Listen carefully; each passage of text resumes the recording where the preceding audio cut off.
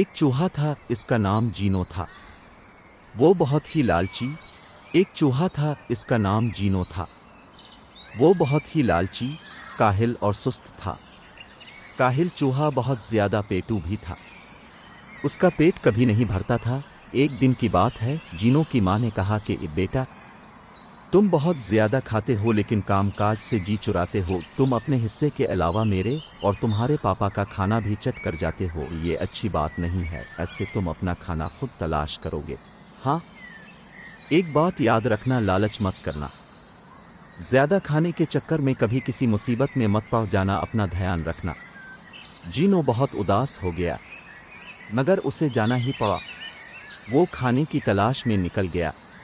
ابھی وہ کچھ ہی دور گیا تھا کہ اسے راستے میں ایک گیہوں کا دانہ ملا۔ وہ خوش ہو گیا۔ اس نے گیہوں کا دانہ اٹھا لیا۔ تب ہی اس کی نظر خرگوش پر پڑی۔ خرگوش اسے دیکھ کر ہنس رہا تھا۔ تم مجھے دیکھ کر کیوں ہنس رہے ہو؟ جینو نے خرگوش سے پوچھا۔ میں تو تمہاری بے وقوفی پر ہنس رہا ہوں۔ ارے، ایک کسان کی بیل گاڑی یہاں سے گزری ہے، تھوڑا اور آگے جاؤ تمہیں گیہوں کی بالی مل جائے گی۔ خرگوش کی باتیں سن کر جینو کے منہ میں پانی بھر آیا۔ وہ جھٹ سے آگے بڑھ گیا۔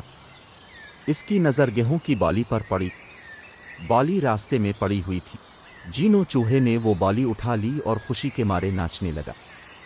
تب ہی وہاں ایک گلہری آ گئی۔ اس نے چوہے سے کہا، ایک گیہوں کی بالی کیا ملی؟ تم تو اچھلنے کودنے اور ناچنے گانے لگے۔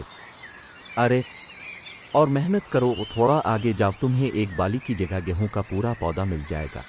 چوہے کو گلہری کی بات پسند آ گئی۔ وہ جھٹ سے آگے بڑھ گیا۔ چلتے چلتے وہ تھک گیا تھا کہ اچانک اس کی نظر گیہوں کے پودے پر پڑی۔ گیہوں کا پودا راستے میں گرا ہوا تھا۔ پودے میں بالیاں بالیاں تھیں۔ جینو خوشی کے مارے اچھلنے کودنے لگا۔ گیہوں کے پودے کو دیکھ کر جینو نے اپنے آپ سے کہا، ہوا کیا مزہ آ گیا! اب تو پیٹ خوب بھر ہی جائے گا۔ بندر نے جب چوہے کو اس طرح ناچتے گاتے اور اچھلتے کودتے دیکھا تو چھلانگ مار کر اس کے قریب آیا اور کہا، تم بھی ارے بڑے بے وقوف لگتے ہو، بڑا سوچو، بڑا کام کرو۔ اگر تمہیں کئی دنوں کا کھانا ایک ہی جگہ مل جائے تو؟ ایسا؟ وہ جگہ کون سی ہے؟ چوہے نے بندر سے پوچھا۔ بس یہاں سے صرف 50 قدم کے فاصلے پر گیہوں کی فصل کا ایک بہت بڑا کھیت ہے، وہاں چلے جاؤ اور زندگی بھر موج کرو، بندر نے جینو کو بتایا۔ چوہا بندر کی باتوں نون غنہ میں آ گیا۔ چلتے چلتے وہ کھیت میں پہنچ گیا۔ کھیت میں گیہوں کی لہلہاتی فصل کو دیکھ کر چوہے کی خوشی کا کوئی ٹھکانہ نہ رہا۔ اس نے آؤ دیکھا نہ تاؤ، دوڑتا بھاگتا گیہوں کی بالیوں پر ٹوٹ پڑا۔ ابھی اس نے 2-4 دانے ہی گیہوں کے کھائے تھے کہ تب ہی وہ ایک پھنکار سن کر ڈر گیا۔ ایک سانپ اپنا پھن پھیلائے ہوئے بیٹھا ہوا تھا۔